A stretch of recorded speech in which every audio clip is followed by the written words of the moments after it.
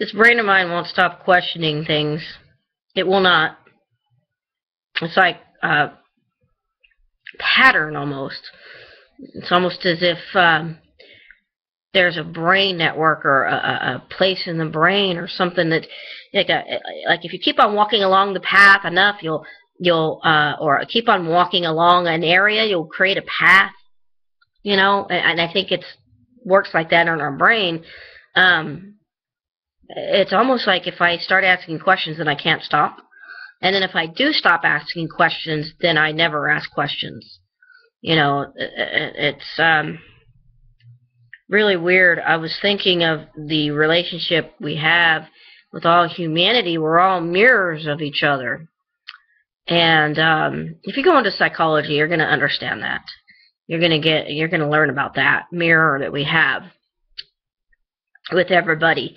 And I was thinking of the only really, I have another religious text besides the Bible here. I have the Quran here. I don't know what kind of Quran, you know, or anything like that. I just picked up the Quran probably about, I want to say about 5 or 6 years ago. I picked up the Quran and I read a little bit of it, and I probably should read a little bit more of it, just to get a view of what their God is like. But I was just thinking of the Christian God and the acts that he has done and the things that he has said about himself in this Bible. And, you know, I was just thinking of, wow, you know, God seems very human-like to me. You know, I am a jealous God, you know. Well, okay, that seems very human-like to me, you know. I get jealous sometimes.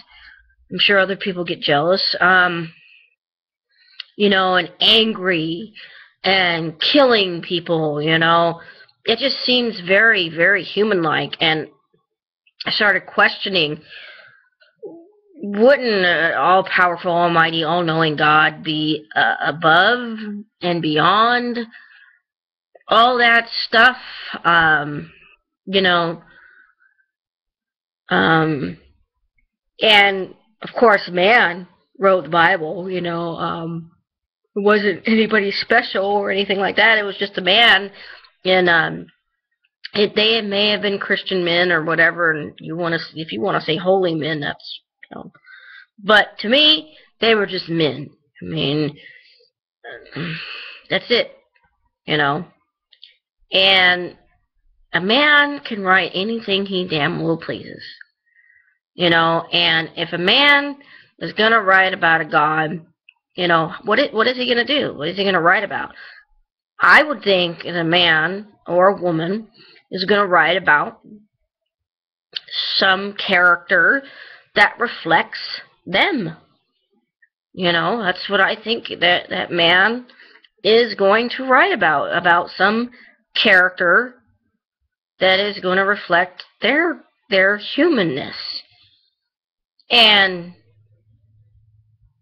that's what I think happened when the Bible was written. I think several men got together, maybe hundreds of men got together and started writing the Bible and wrote down stories about what happened. And maybe they needed a God character in there to feel safe, you know.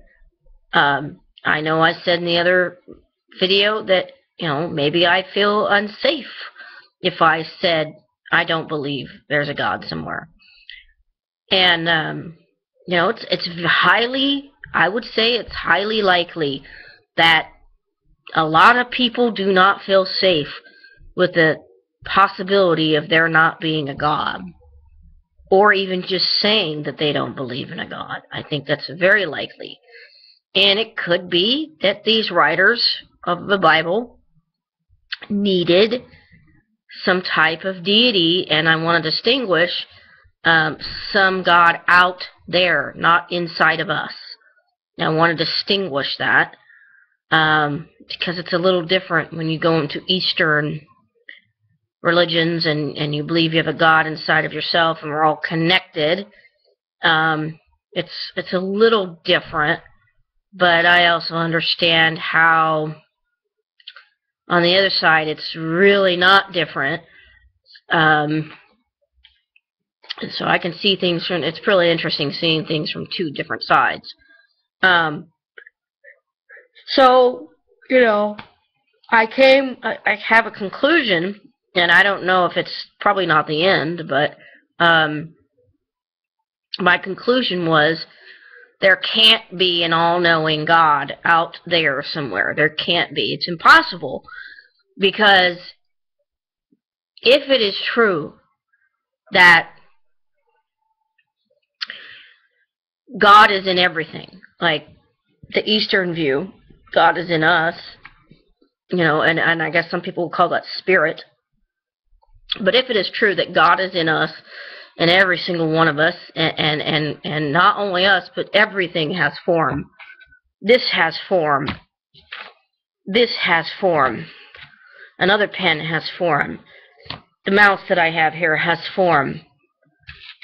This bottle has form. You know, everything has form, but all those things are man-made, right? So if everything has God in it, then those things are man-made. Then God, if everything has God in it, then God is just human. Because I'm thinking of the mirror. Now, of course, I'd like to find out how the planets were made, how they came about, you know, what the hell happened.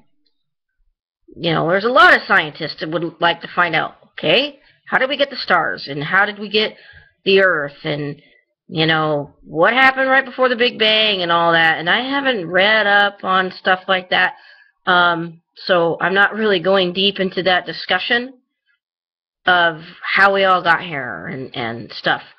But getting back to my conclusion, I'm thinking there can't be an all-knowing God, because everything that we know about our own self, I mean, not our own self, but our own world, everybody has a limited of knowledge. So all the books in the world written about some God is going to be limited.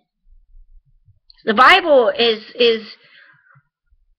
I think the Bible is just a reflection of our own mankind's fears. That's all it is, a reflection. And people were scared about going to hell, so they wrote about a place, and people are scared, so I really do, you know, I think it's a logical thing that happened, that people are scared about what happens after death. And eat your food, Lucky. Eat your dinner. You're a good boy. Eat your food, Lucky. I just think it's a, you know, I just don't think there is an all-knowing God out there. Because you can't, how are you going to write about all-knowing God? How are you going to write about that? And write about stuff that's like light years ahead of time and everything like that? You know? I mean, I see killings in the Bible. I see killings. I see murder.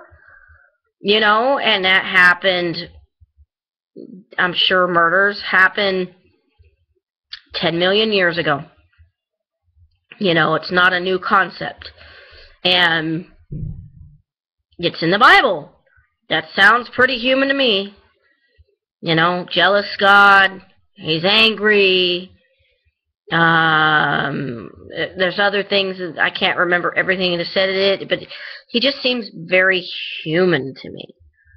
And if that's true, then I'm concluding, okay, then God is not a God, then God is human, or God is very human-like.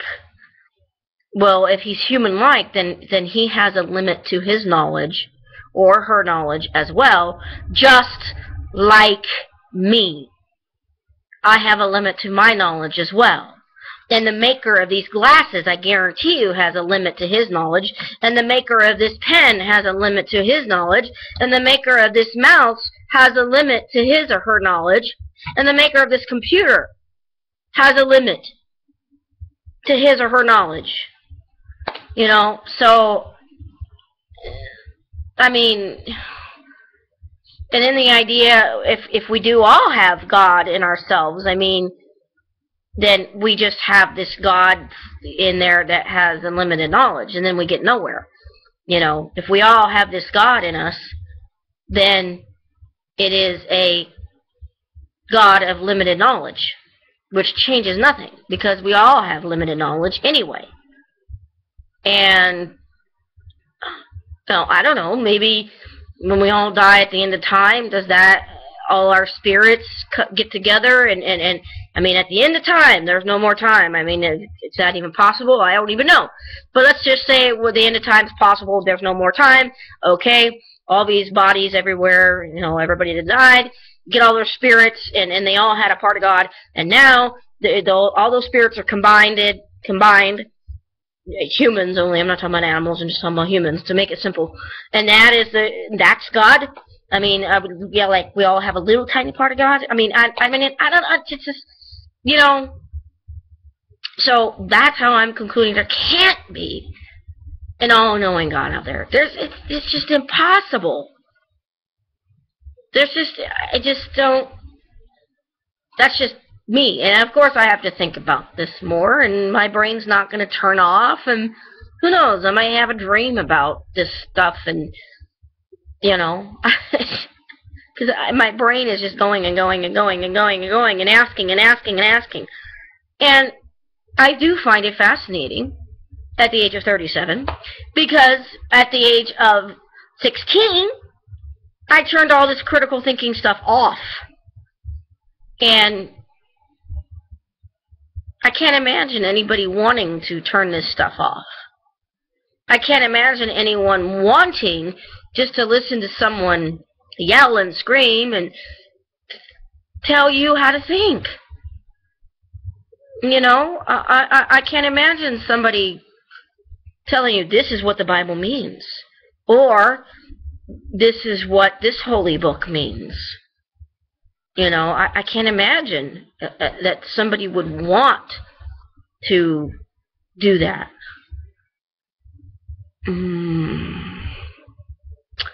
I'm going to look up that book. I think it's called Age of Reason. It's Thomas Paine. I'm going to look up that book.